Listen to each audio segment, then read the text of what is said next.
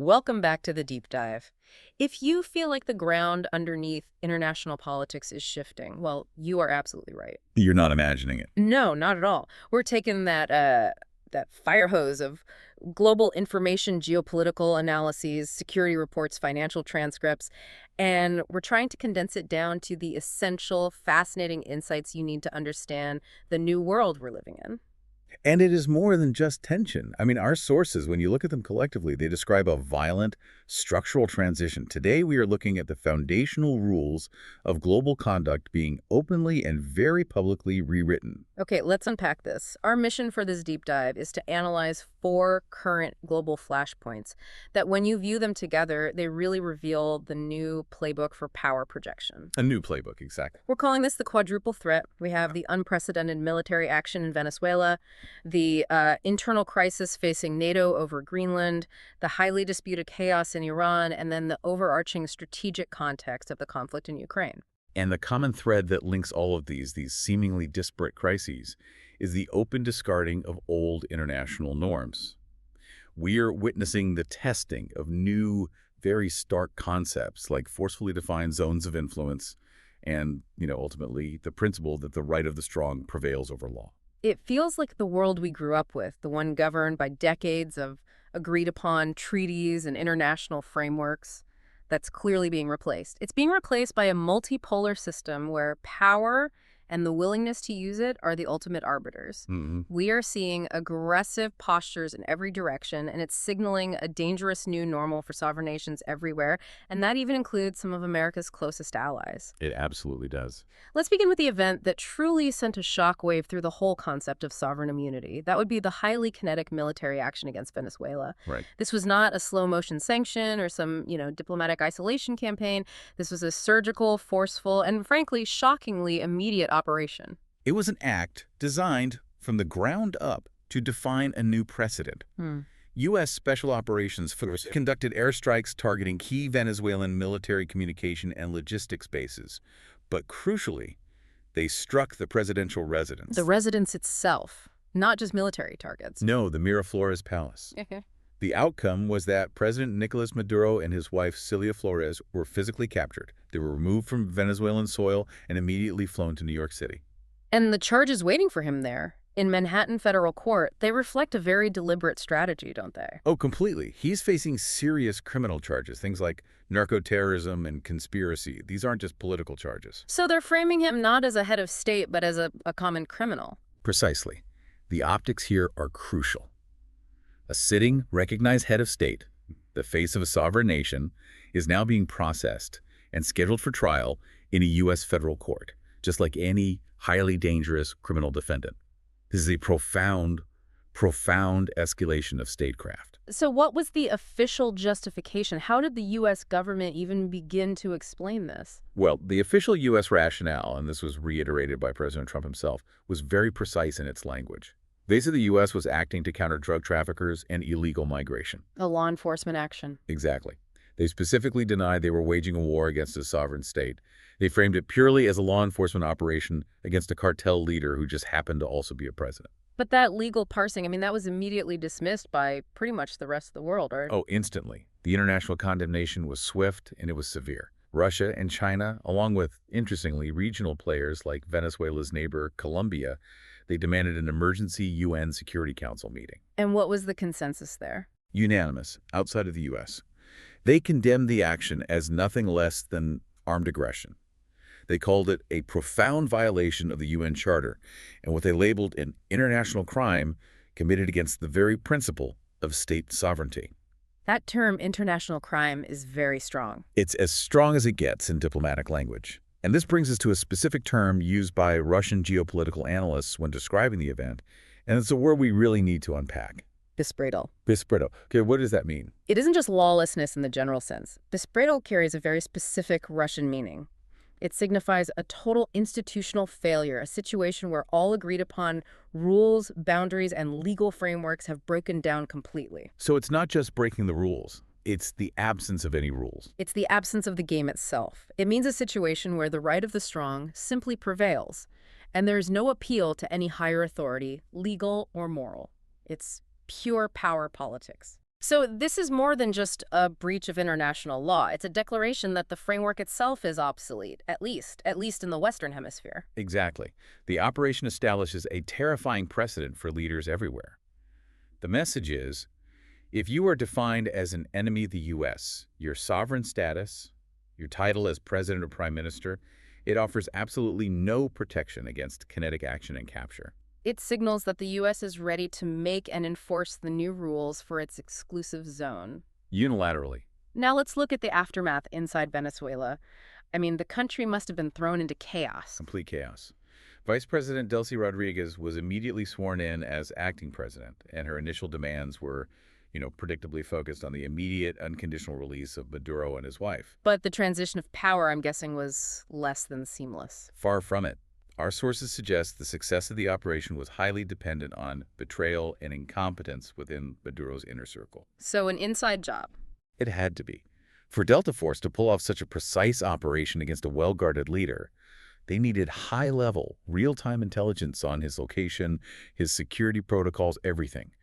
This speculation was really amplified by the arrest of a key security minister shortly after the capture. And there were some other details, right? Some exotic tech. Yes, some reports even claimed the operation involved the use of non-lethal exotic technologies, things like directed sonic weapons to briefly neutralize or paralyze specific air defense systems long enough for the extraction helicopters to get in and out. That paints a picture that is almost cinematic in its precision and daring. It's like something out of a movie. It really is. Meanwhile, what was the political reaction from the opposition? They must have been celebrating. Celebrating is putting it mildly, though perhaps a bit prematurely. Opposition leader Maria Corina Machado praised the U.S. action. She even went so far as to suggest that President Trump deserved the Nobel Peace Prize for the strike. A Nobel Prize.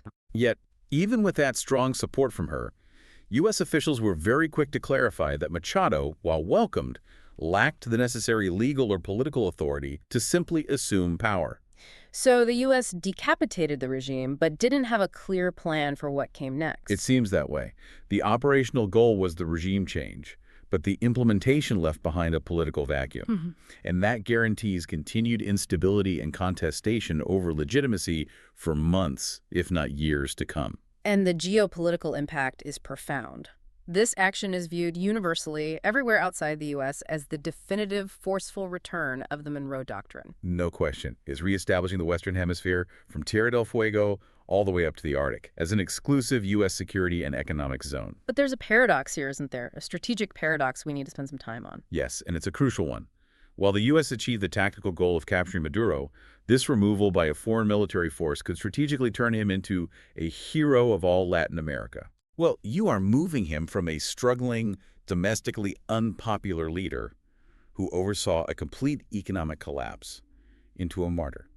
A martyr for sovereignty against foreign aggression. Right, he's no longer the guy responsible for hyperinflation. He's the guy who stood up to the gringos and got taken out.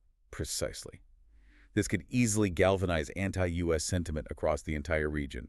It reinforces the historical memory of U.S. interventionism and makes future diplomatic relations infinitely harder. The U.S. won the short-term battle, but they may have unintentionally lost the long-term information war. And we absolutely have to discuss the massive underlying economic motivation behind all this. Oil. It always comes back to oil. Venezuela holds the world's largest estimated oil reserve, something like 300 billion barrels. But there's a massive catch, isn't there? A catch that explains some of the post-capture market volatility. There's a huge catch, and it's the composition of the oil itself. It's not the light, sweet crude that you find in Saudi Arabia, which is easy and cheap to refine. Venezuelan oil is notoriously heavy and highly viscous. It's closer to bitumen or asphalt. So you can't just pump it out of the ground and put it in a tanker. Not at all. Yeah. Extracting and refining this requires immense, specialized, and very expensive infrastructure. You need things known as upgraders and coker units, which are incredibly complex and capital-intensive. And Venezuelans have fallen into disrepair. So the publicly stated U.S. aimed to become the primary global energy supplier by tapping into this massive reserve. It runs directly into the reality of infrastructure failure. It slams into it like a brick wall, and the reality check from the energy sector was immediate and very sobering. The CEO of Exxon, Darren Woods, he expressed major skepticism about any large-scale investment. Why? I mean, the political obstacle was gone. Because the country has a decades-long history of asset confiscation and political risk. But the most telling data point, the one that really tells the story, was the financial market reaction. Chevron stock, despite the apparent victory that cleared the way for U.S. companies, actually fell following the news. Okay, that's counterintuitive. Why did the market react negatively? That's the core insight here. Because seizing the territory and detaining the leader doesn't automatically unlock the resources. Investors understand two things. First, the legal risk is extreme. Who really owns the oil now? And second, the upfront capital expenditure required is staggering. You're talking about rebuilding an entire industry from scratch. Basically, yes. Estimates suggest restoring Venezuelan oil capacity to previous levels requires a massive, complex investment in the range of $50 to $100 billion. $100 billion. Just to rebuild and modernize the infrastructure needed to handle that heavy crude.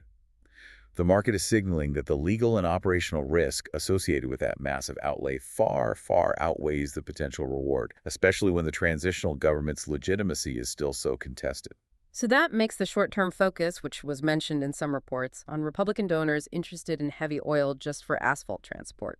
It seems almost trivial compared to the stated geopolitical goal. It is. It highlights the massive gap between the strategic ambition and the economic reality on the ground. And what does the reaction or lack thereof from other world powers tell us? It's maybe the most important takeaway. The lack of an immediate, robust military or economic retaliation from major players like Russia and China beyond the condemnation at the UNSC. It demonstrated a profound vulnerability. So talk is cheap. Very. Yeah. This operation validates the idea that if a country isn't ready and willing to defend its sovereign territory or its leaders, it is immediately vulnerable to this new right of the strong. The operation against Maduro, then, demonstrates this new willingness of the U.S. to use highly kinetic, unconventional means to achieve regime change, openly disregarding international legal norms. And as we transition, this aggressive, unilateral posture immediately sends shockwaves north, challenging the integrity of America's own most crucial alliance. The Venezuela shockwave was just the sharp opening act. It set the stage for a larger strategy that is now directly challenging the integrity of NATO. The focus shifts north to the Arctic, but the aggressive posture remains exactly the same. Right. President Trump has renewed his insistence on acquiring Greenland. And the justification he's giving is that it's an urgent necessity for U.S. national security. The claim is that Russia and China are allegedly expanding their military footprint nearby. And is there any truth to that? Well, it's vital to maintain context here. While that threat narrative is very strong in U.S. political circles, Danish and Norwegian defense officials have repeatedly refuted the claim. They say there's no significant recent military expansion by Russia or China near Greenland.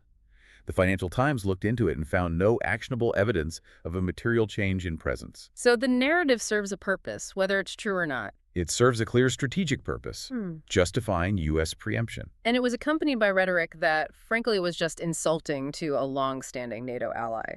The comment that Denmark's defense capability consists of just 2 dog sleds. He was referring to the Sirius Sled Patrol. It's actually an elite Danish naval unit that patrols the vast Arctic coastline. It's an incredibly tough job. But the comment itself is just belittling. That kind of rhetoric speaks volumes, though. It frames Denmark not as an equal ally, but as a functionally dependent and incompetent vassal state.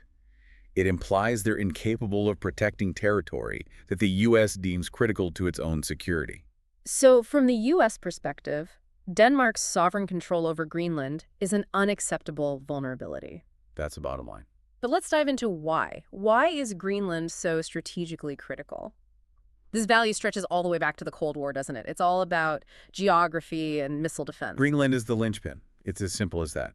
The shortest flight path for intercontinental ballistic missiles traveling from Western Russia to the contiguous United States runs directly over the North Pole. A polar route. Exactly. This is why the existing Thule Air Base, which has been operating under a U.S.-Denmark defense pact since 1951, houses absolutely crucial early warning radar and missile tracking systems. Losing or even just weakening that control is seen as an existential threat to U.S. security. And it's not just about missiles coming over the top, it's about what's underneath the water, too. Greenland, along with Iceland and the UK, forms the geographic choke point known as the GIUK gap. We need to define this for the listener, because it's a core concept of Cold War strategy that is now having a major redux. So what is the GIUK gap? The GIUK gap is the primary maritime barrier between the North Atlantic and the Arctic Ocean. During the Cold War, it was the crucial line the West needed to hold to track and contain Soviet strategic submarines trying to break out into the Atlantic and threaten the U.S. eastern seaboard. Oh, now. In a renewed great power competition, controlling this gap, specifically through surveillance and monitoring from Greenland, is essential for tracking modern Russian and potentially, down the line, Chinese strategic submarines. It is a critical component of anti-submarine warfare. So it's a geographic necessity for continental defense, not just some matter of political pride. Absolutely. And that's before you even get to the other motivations. Right. Beyond defense, there are significant resource motivations. You have vast untapped reserves of critical minerals, rare earth elements. And the fact that climate change is opening up lucrative new Arctic shipping routes. The Northern Sea Route. Control of the island is control of the Arctic frontier. And mirroring the Venezuela playbook, our sources say that analysts are discussing the military option as a viable, quick route to acquisition. They are. Reports suggest a military takeover of the capital, Nuuk, could be executed with astonishing speed. Some say it could be done with as few as 5 helicopters in under 30 minutes. How is that even possible? You'd be capitalizing on the island's sparse population and minimal defensive structures. It's a logistical challenge, but not an insurmountable one for a force like the U.S. military. So our sources are outlining a whole range of potential acquisition methods being considered by U.S. strategists. What are they? There are a few. First, the most straightforward, an outright purchase, which of course Denmark has already flatly rejected. They called the idea absurd. They did. Second, something a bit more subtle, a free association treaty. This would be similar to the arrangements the U.S. has with Pacific nations like Palau or Micronesia. You offer massive financial support and investment in exchange for full U.S. defense control. So buying control without buying the land. Essentially. And third, you have the military option, or an aggressive political maneuver, like Trump's reported suggestion of offering $100,000 to every single Greenlander if they agree to join the U.S. A direct buyout of the population. It's a direct attempt to leverage wealth against sovereignty and to bypass the Danish government entirely. This aggressive approach, directed at a NATO founder and ally, has created what you could call a catastrophic fault line within the alliance. It has. The Danish Prime Minister, Mette Frederiksen, issued a remarkably clear and devastating warning. She said that a U.S. military strike or a forceful annexation against Denmark over Greenland would functionally mean the end of NATO. The end of NATO. That is not a phrase an ally uses lightly. That is a profound statement. It signifies that the internal contradictions of the alliance have reached a breaking point. It fundamentally pits the new Trump Doctrine, which prioritizes the Western Hemisphere fortress, against the traditional NATO commitment to collective security, Article 5. So by threatening Denmark, the U.S. is showing its hand. It's saying the alliance structure is negotiable, but regional dominance is not. Wait, I have a question here. If the U.S. is so focused on building its Western Hemisphere fortress, and they already have the critical Thule air base under the 1951 pact, why risk the total collapse of the entire alliance just for outright annexation? Doesn't the existing arrangement already give them the necessary military access they need? That is the core strategic question, and it's a great one. The answer, I think, lies in the permanence and the exclusivity of control. What do you mean? The U.S. goal is not temporary access. It is absolute, unimpeachable sovereignty over this strategic area for the foreseeable future. A defense pact, an agreement, can be abrogated. It can be challenged by future Danish or Greenlandic governments who might have different ideas. So ownership is forever. Outright ownership, or a free association treaty that guarantees defense control in perpetuity, removes that contingency. It removes all future political risk. Furthermore, it sends an unmistakable message to Russia and China. The Arctic frontier is fully militarized and belongs exclusively to the U.S. sphere. The message is that the U.S. prioritizes its own continental defense interests over the collective security structure of NATO. And the European allies, they're not just sitting back and watching this happen. No, they're reacting defensively. The UK, France, and Germany, they're pushing back on the U.S. claims that Greenland is undefended. They're doing this by jointly proposing an Arctic Guard NATO mission. So they're trying to call the U.S.'s bluff. Exactly. They're trying to demonstrate to Washington that the island is, in fact, adequately defended by NATO nations, thus negating the U.S. security justification for annexation. But the conflict runs deeper than just troop numbers, doesn't it? Oh, much deeper. It is a clash of doctrines. And our sources say U.S. officials have signaled that if a choice must be made, the strategic importance of Greenland, the linchpin of the North American defense architecture, is prioritized over the survival of the traditional NATO framework. That is a tectonic shift. It is. And the extrapolation here is highly concerning. The aggressive reestablishment of the Monroe Doctrine, seen through the detention of Maduro and now the threats against Denmark, suggests that the Western Hemisphere is being solidified as an impregnable U.S. fortress. And some analysts are already looking north of the U.S. border. Canada. They're viewing Canada as the next logical target for acquisition, or let's say deeper integration, especially given the history of strategic resource cooperation and the vast, largely undefended border. The commonality between the Venezuela situation and the Greenland threats is undeniable then. It's a willingness to use or threaten force against both adversaries and allies when national interests, defined now as raw strategic control, are perceived to be at stake. International law and alliance solidarity are clearly secondary concerns.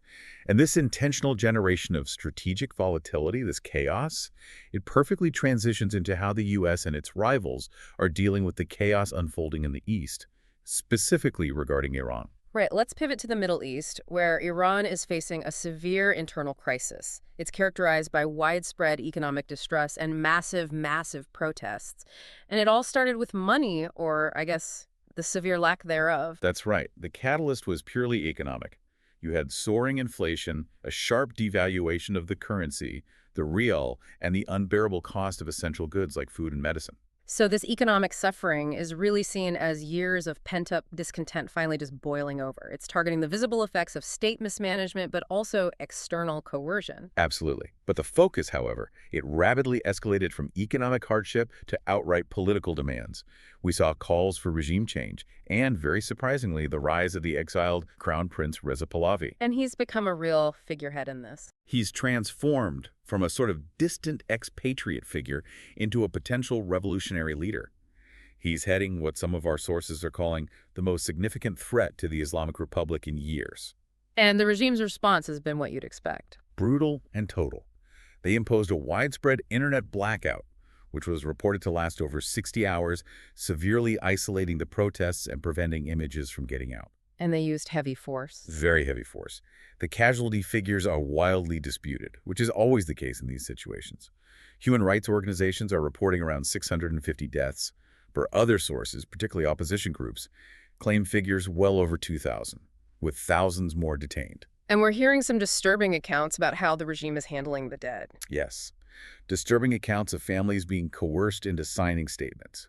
Statements claiming their deceased loved ones were not part of the demonstrations, that they were just innocent passersby in order to be allowed to retrieve the bodies for burial. That's a classic tactic. It's a classic tactic used to suppress the official protest numbers and to intimidate the rest of the population. This violence and the opaque nature of the conflict bring us to the core tension surrounding these events.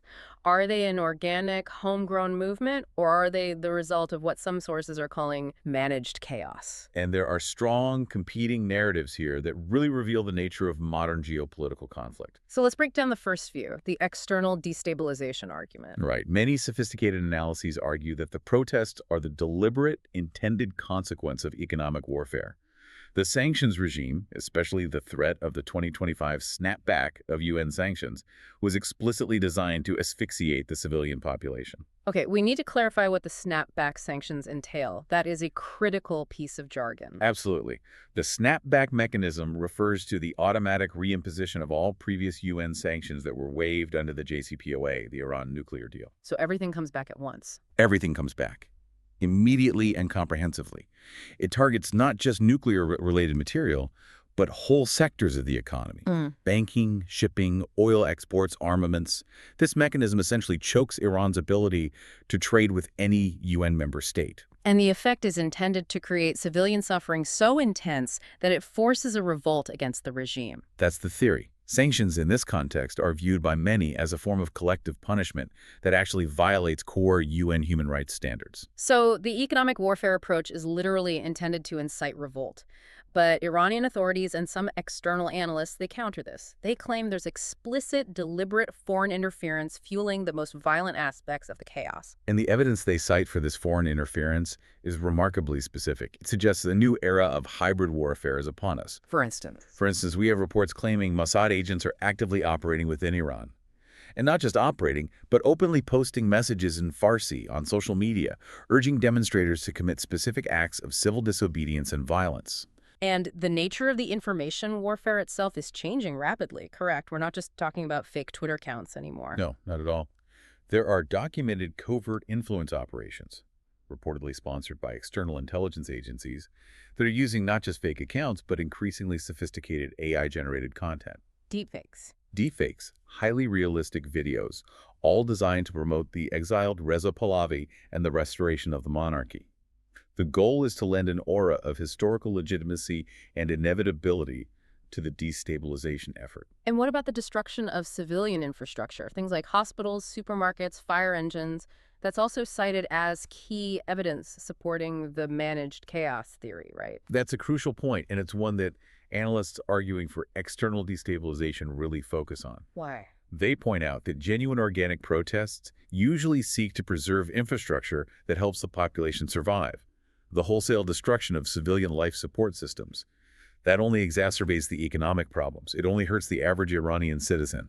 And it serves the external goal of total state destabilization, not the welfare of the people. Exactly. This kind of targeted destruction aligns perfectly with a foreign strategy aimed at total breakdown, not reform. Meanwhile, the U.S. is applying massive political and military pressure from the outside. Right. President Trump publicly urged protesters to keep protesting, and then he added the promise that help is on its way. And that vague threat, help is on its way, it could cover a wide range of non-ground force intervention options. Yes, and they're very carefully calibrated to avoid a repeat of the disastrous 1979 hostage crisis and its aftermath.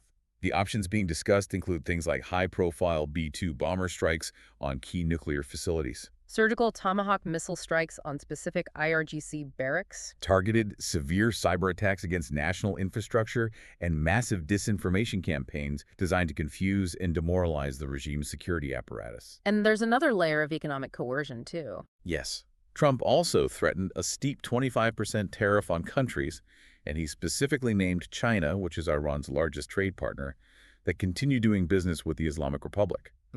This is aimed at further isolating Tehran and cutting off its last major economic lifeline. How did China react to that? The Chinese foreign minister's response was immediate and very defensive. He stated clearly that there are no winners in a tariff war and promised to safeguard their legitimate rights. This underscores the risk the U.S. is taking. You're escalating a regional crisis into a global trade conflict. But the strategic goal is unambiguous.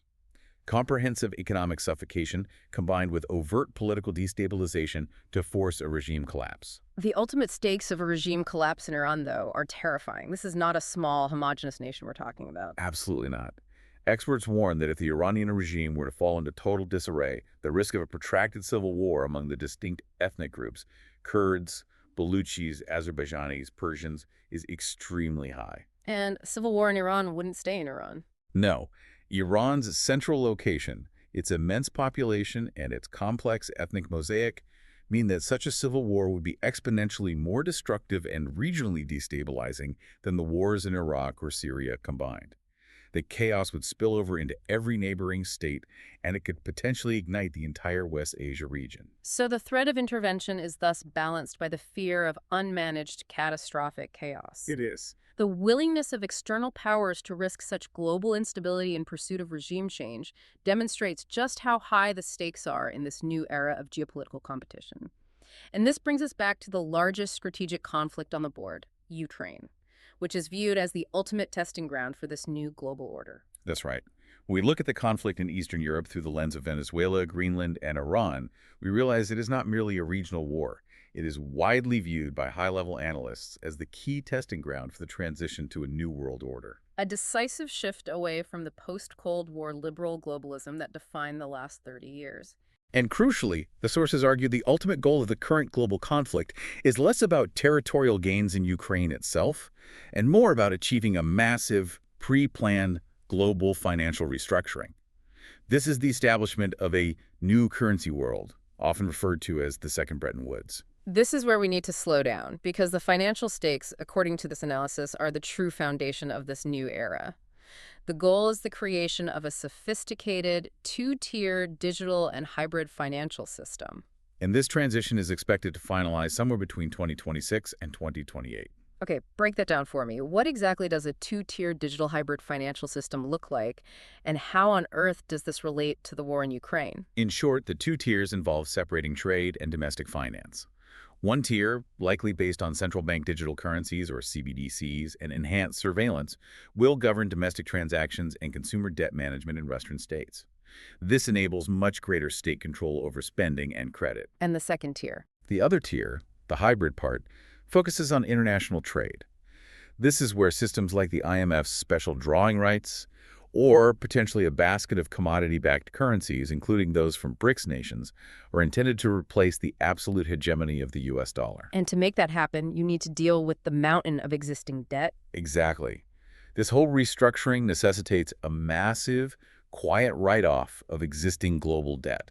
And this transition, which involves moving towards what you called a harsh digital future, where the state has vastly increased financial oversight, that requires a massive shift in Western societal acceptance. It does. People don't give up financial freedom easily. And this is where the conflict in Ukraine comes in, according to this view. Precisely. To push through this immense, painful economic restructuring and debt write-off quietly, the political and financial elite need a universal catalyst. The image of an aggressive Russia, the bugbear, is deemed absolutely necessary. So the war creates a crisis atmosphere. It creates the requisite fear of God and societal mobilization.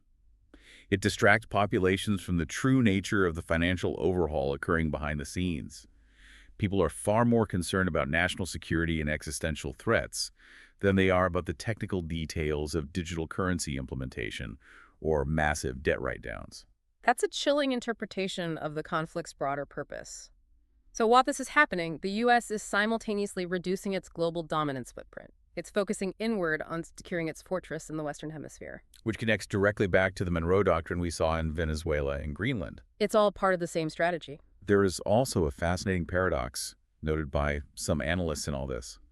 The conflict, by demanding state mobilization for war resources, has unexpectedly slowed down the creeping process where large transnational corporations were subsuming traditional state power in the West. The necessity of mobilizing for war forced governments to assert control over supply chains and industrial output, at least temporarily reversing some of the trends of globalization. The state became more important again. The larger trend, however, is the geopolitical realignment toward a world based on immense macro regions. Correct. Likely dominated by the major civilizational zones: the American, the Chinese, and the Russian blocs. And where does that leave Europe? This realignment suggests the eventual functional decline or subordination of the European bloc. Europe is now facing extreme internal conflict. It's squeezed between the threat from Russia in the east and the deliberate strain being placed on its fundamental alliances by the U.S. in the Arctic. Its ability to act as an independent global power is diminishing rapidly. Regarding the status of the special military operation, official Russian designation for the conflict, as of early 2026, the conflict is expected to continue for at least another half year. Why is the timeline still extended? Primarily because Europe, despite the immense economic pain, is still not politically or strategically ready for capitulation or a final negotiated settlement. And Russia's core demands, they remain firm. Absolutely firm and non-negotiable. Demilitarization, denazification, and the formal recognition of the 4 newly joined regions, plus Crimea. These demands define the eastern boundary of Russia's intended macro-regional zone. So Russia is now focusing not just on the territorial battle, but on writing the rules of the game for this emerging macro-regional world. Yes, they are trying to establish the principles of sovereignty and spheres of influence that it believes will govern the future world order. And this is where we connect all 4 flashpoints. It's where we demonstrate the unified playbook. The entire structure of global relations is being rewritten from scratch. That's the key takeaway. Here's where it gets really interesting. When we connect the explicit, forceful detention of a sovereign leader in Venezuela, the deliberate threats against a NATO ally like Denmark over Greenland, and the background necessity of the Ukraine conflict to enable these massive financial shifts, a singular, powerful pattern emerges. Now what's the pattern? The U.S. actions confirm that old international law is being deliberately superseded by the simple right of the strong and clearly defined, forcefully enforced spheres of influence. This new volatile world demands that nations, particularly those seeking to define or defend their own sphere, develop not just the capacity but the political will to enforce those zones of influence. And the reaction to the Venezuela crisis is a perfect example of this. A perfect and alarming example. The fact that major players like Russia and China offered only purely rhetorical reactions rather than immediate, robust countermeasures demonstrated a fundamental vulnerability that aggressors will ruthlessly exploit. The message being sent and received globally is brutally simple then. It is. Strength and the willingness to utilize military and economic force unilaterally is the only currency that really matters now. It means the old rulebook is officially in the recycling bin.